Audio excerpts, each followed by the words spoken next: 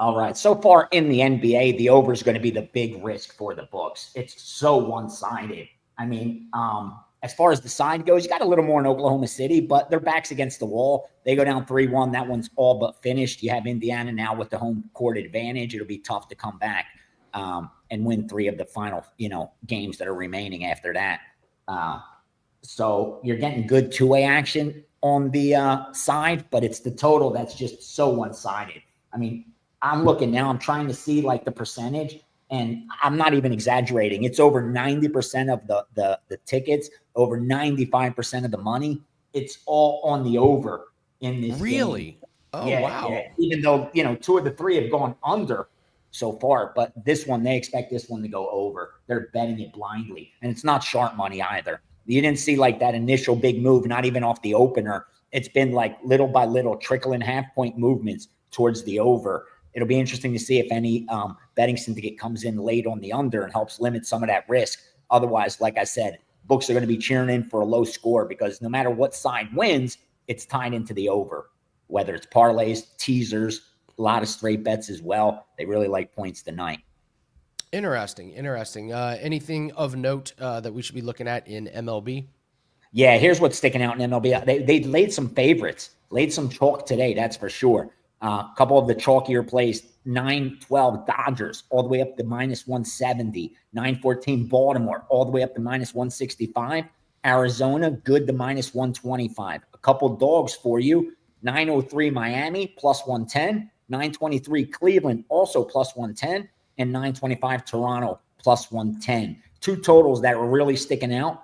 The under 919 in Athletics in Kansas City. They went under 9 and then came back and went under 8.5 all the way to minus 130. So a lot of sharp under money there. And also under 8.5 in Toronto, Philadelphia.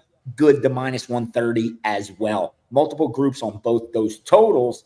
And hopefully it's a good weekend for everybody. I released to subscribers. I'll share it now. I bet Buckley in the main event against Usman. And listen, I'm someone, if anyone that's been a fan of UFC on the line, I rode Usman during that title run probably 6-7 times.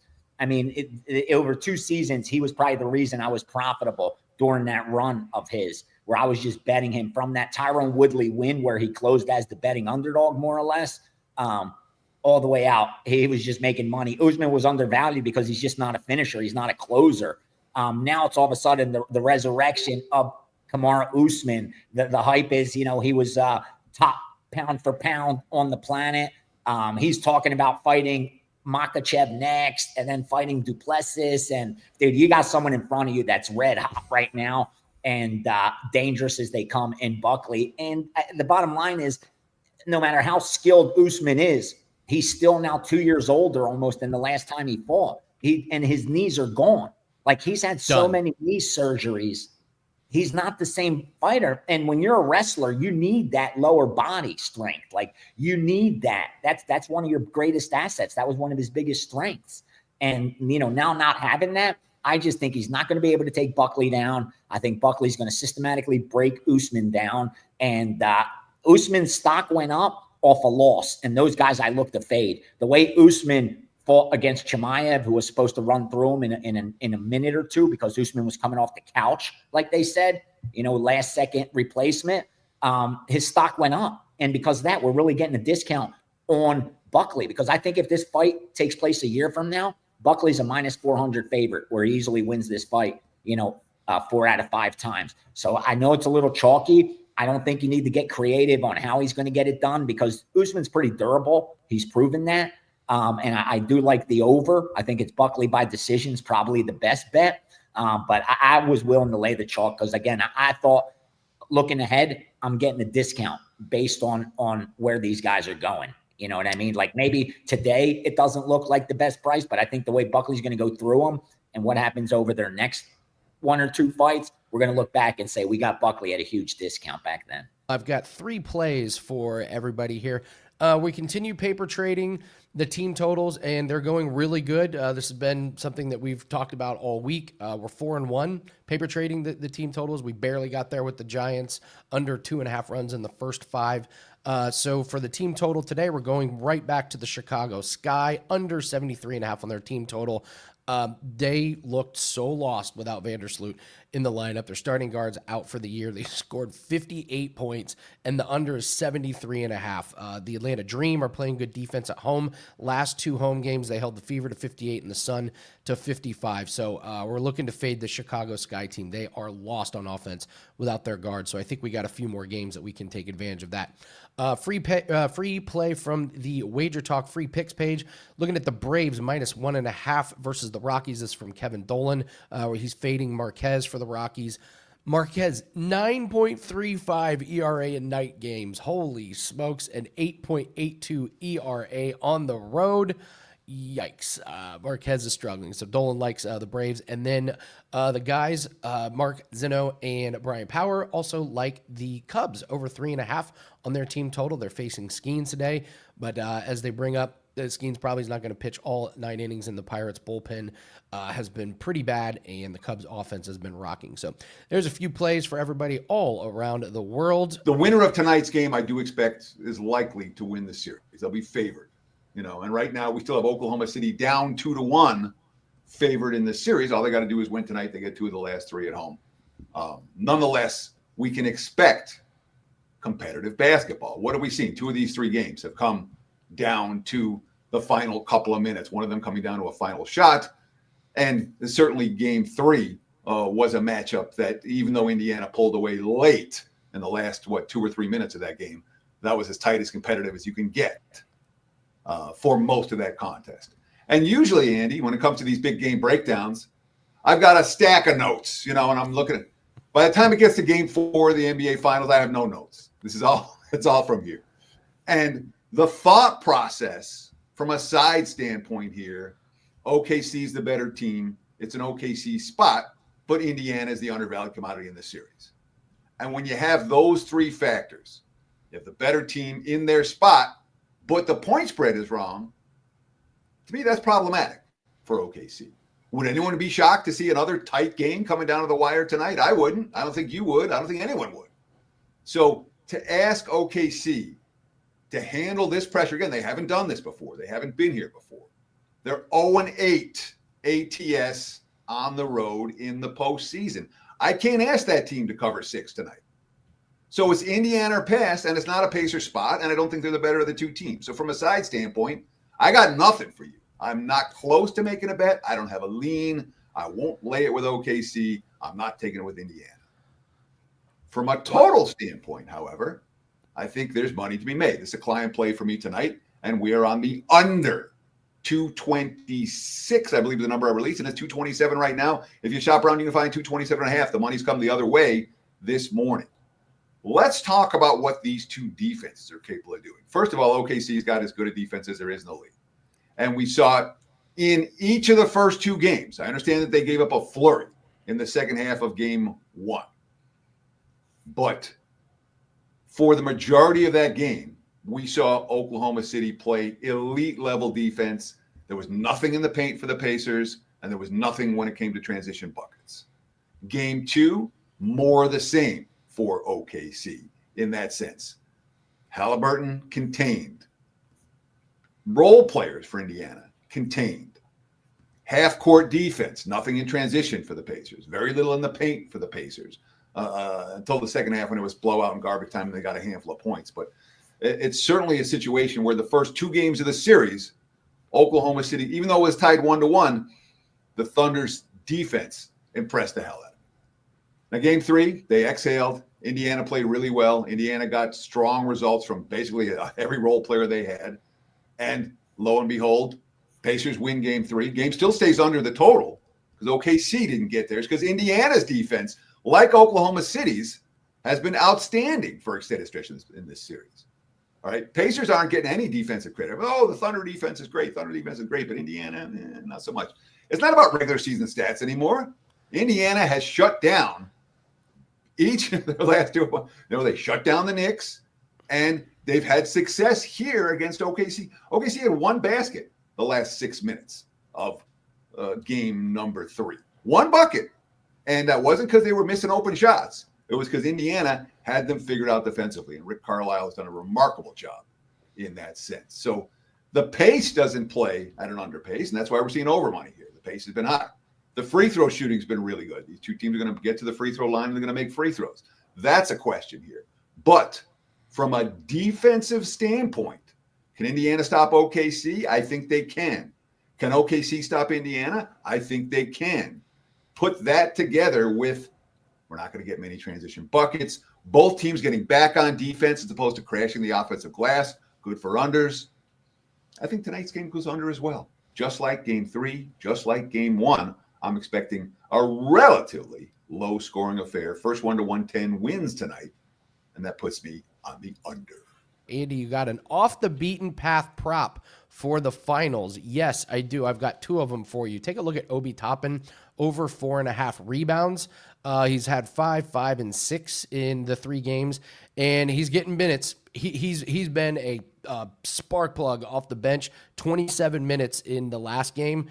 If he comes out, hits a couple threes, he's going to get minutes. He's been a real matchup problem against the Thunder. And I'm also going to go look at under Aaron Wiggins' points. It's only 5.5. Aaron Wiggins has not been that great outside of the second game. He had 3 points in game 1 and no points last game and only played 9 minutes. And I saw OKC tighten up their rotation. The second half, I think they only played 8 guys in the last game.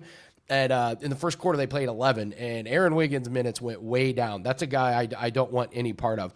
Isaiah Joe can hit some threes, but Aaron Wiggins, if I'm looking at his three-pointers, yeah, he's had no three-pointers in game 1 and game 3. He had 5 out of nowhere in game 2, but I'm looking to fade Aaron Wiggins. I don't think the minutes is there, and I like Obi Toppin on the rebound. So those are some off-the-beaten-path props there. Let's talk a little bit about the Giants and the Dodgers here.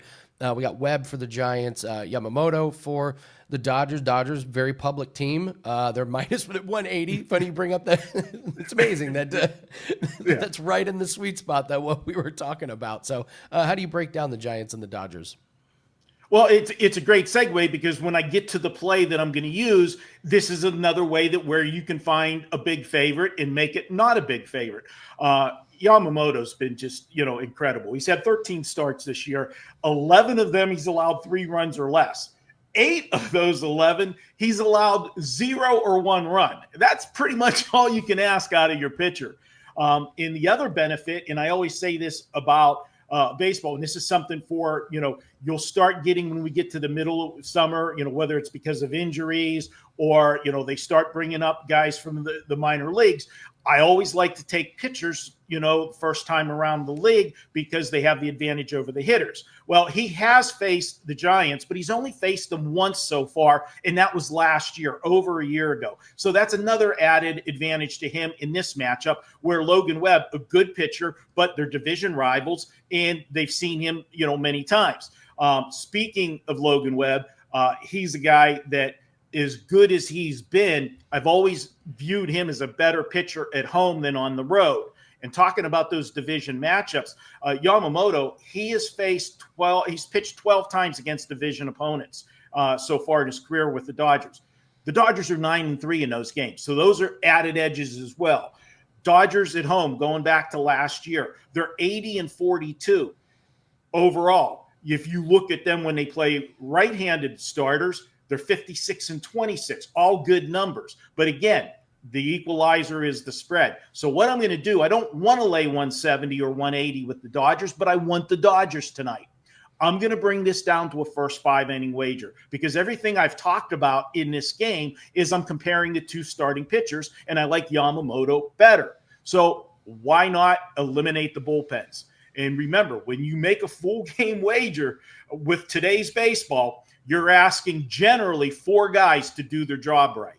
The starting pitcher, then the guy that comes in after they take the starter out after 6, the cookie cutter managers of today's baseball. They bring that guy in for the 7th inning. Then they bring in the setup guy for the 8th inning. And then they bring the closer in on the 9th. So 4 guys got to do their job right to get that win home. If I like the starting pitchers and I feel that there's such an edge with the 2 starting pitchers, we're going to go first 5.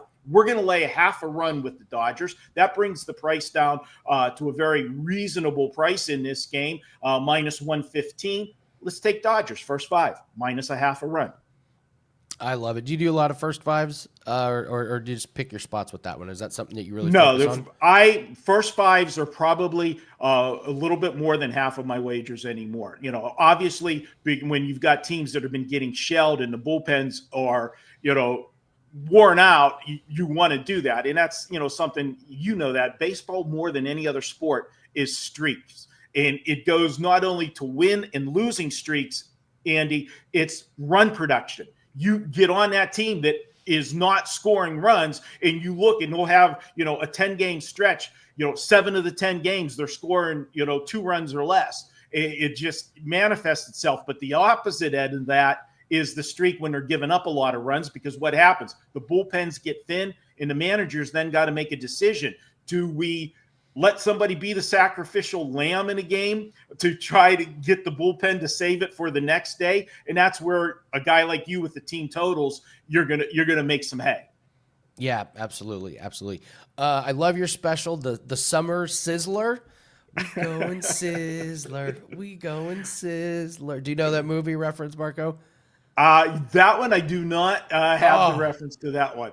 All right, chat. Come on, chat. Jump in. We going sizzler. We going sizzler. Tell me what movie that is. I know you guys know it. No, let's get serious. $45 per week. It's a smoking deal. Tell us about this summer special that you have. We are in the dog days of summer, and it really is a great time to profit. This gets you every play I have in every sport and any bonus plays. And when I say bonus plays, that's like special events, the horse racing, and I'll do more horse races during the summer because we got less stuff to go. And again, I say you're going to get average, 1 to 3 plays per day, but I don't have to force myself to have an NBA play every day or a WNBA play every day or an MLB. I'm going to give you the best 1 to 3 plays that I feel have the best chance of making us money for that day. You'll get everything we have all the way through Labor Day. If you buy my daily top play, that's generally $25. When we have a 5%, it's $35. With this package, it's $45 a week. You're going to get everything through Labor Day for $499. It's a big savings. If you bought by the week, that would cost you over $1,000 on this package till Labor Day. Saves you some money. Head over to WagerTalk.com, jump on board. And tonight we've got a big 4% American League Game of the Week highlighting our Friday card. So you can either go long-term or short-term. Either way, let's make some money together.